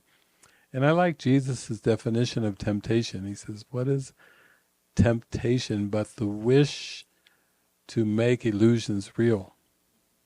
So really, that's what temptation is. It's the wish to take the error seriously, and to somehow, that's the ego's plan, to make the error real. Every time there's a blame or a projection, or why did you do this to me, or I don't like what you just said to me, or and all the forms, trillions and trillions of form, underneath I remember the Shakespeare line, methinks thou methinks doth protest too much. We could say that of the ego. Oh, little ego, my mind thinks doth protest too much. Like the whole world is like it's trying to protect something or blame somebody or protest. It's a protest. It's an inner protest that seems to be put out onto the screen as a problem. And then it has to try to make the error real. It has to say, there are medical doctors that back this up. There are studies in Harvard and Yale, You see how it's going to use everything to try to make the error real. It's going to try to use every bit of false evidence appearing real, fear, false evidence appearing real, to make the error real, because as long as it can make the error real, then you won't question your identity. You won't say, am I really this way? That's just something the ego can't stand. The ego said, well, of course you're this way, and you're sad and you're sick. It's going to try to denigrate. It's going to try to put us down. That's what all beating ourselves up is. It's just ego thoughts. And we just have to hop off that treadmill and just say, no, I'm not going to engage in that. Mentally, I will not engage in that. We're choosing faith. We're choosing the miracle. So, yeah, you can see what the mystics and saints have gone through. They left us some writings, and people like Richard Rohr and others have dug into those writings, and they basically have pointed to it's that we have to look at the world differently. We need more of a holistic, broader, cosmic way of looking at the world. And then they're also helping us reinterpret the teachings of Jesus toward more, now we know the Course is all about its perception. We all have to be like inner philosophers, inner psychologists, inner doctors, inner gurus. We have to become inner experts at mind training and releasing these ego thoughts, because that's our function now, and the salvation of the world depends on us accepting our function. That's such a holy function, I mean, that's what's happened over the years. I've told the story where I think Nicholas's father called me and said, my son Nicholas is thinking of giving his whole life over to this search for God, or this serving God, and he's actually thinking of like joining your community and tossing away, education and his whole everything. I said, yes, isn't that noble? He said, really? He said, you really think it's noble? I said, oh, absolutely. I can't think of anything more helpful. So, and yeah, he did, and Nicholas did go for it. But see, that's just following the prompts in your mind to expand. It doesn't have to take any particular form. You do want to expand, and you do want to let Jesus use the symbols. Oftentimes, I would be traveling around the world to countries I didn't speak the language, and going all over, I don't know how many, 44 countries and all these different places. And I would just be sitting in some country, I didn't know the people, I didn't know the language and everything like this, and just starting to say, wow, okay, I'm going to really enjoy this moment. I don't even know what's going to come, where I'm going to stay, where I'm going to go, what I'm going to do, but I'm really going to just enjoy this moment. So in one sense, it was my mind letting go of the past learning, which is, I've got to figure it all out. Figure out the transportation, where am I going to stay, where am I going to sleep, what I'm going to eat, all these things. It was kind of a leap of faith to just say, Jesus told me to seek first the kingdom of heaven and all else will be added. I said, I guess this is all else. And sure enough, it was. Everything came. Even this monastery, if they told me when I was in high school that I'd be sitting there in the body seeming 65 years old giving a talk at a monastery in rural Utah, Living Miracles Monastery. What trip are you on? My God, wow! You have a great imagination. I would have said at 18 years old. That's a really vivid, wild imagination that you have. But in one sense, it's like when we give it over to Spirit, we can accept what comes, and it's really quite glorious. I always feel like there's been so much expansion with all the miracles, and some really vast experiences that came from just trusting. and then even when things would seem to fall apart based on my past learning, I would just learn to just pause a moment and say, okay, I'm just going to pause here. And then things would reconfigure or something would happen, and I would end up laughing. I would think, how interesting. One moment I'm so serious, and the next moment I'm laughing. What intervened? It must have been a miracle, because I was so convinced something was going wrong, and really nothing was going wrong. And then I could start to laugh more at that. So I think it's beautiful that you've come here. I also think that the ministry will continue to be used in amazing, miraculous ways, and it's just that some of the faces will shift, like they always do in this world. It's and sometimes people find themselves doing things that they never. I never saw myself doing anything that I ended up seeming to do in this world. If somebody showed me a video of the future David, I probably would have just freaked out and run as fast away. Said, "Where that is trippy," I would have just and got out. But actually, no. Now I could watch all the reels with a big smile on my face, like, oh yeah, with an appreciation, like the old Bob Hope song. I had that coming to mind. With thanks for the memories, da, da, da, da, da, da. But then underneath that is more like thanking Jesus and the Holy Spirit for the use of memory. It's not thanking for the specific memories, it's more thank you for using these memories to loosen my mind from the ego. That's really what the gratitude is. So you go from being grateful for people, places, things, to just grateful to the Spirit for providing a way out, a healing, an actual healing that's in the mind. And that's what you're doing right now, and the ego you're just really going for it, and the ego is kicking and screaming like it's spitting nails, it's like, it's just really upset that you're making a turn in that direction even. Yeah. It's the way it goes.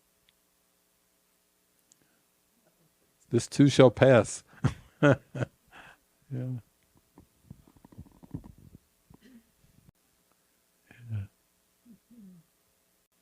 Well, this has been a delightful morning. Yeah, glad. It's a big swirl. So maybe I can meet with you and Susanna now. Just we'll kick right into, you just keep on using me till you use me up, until you use me up,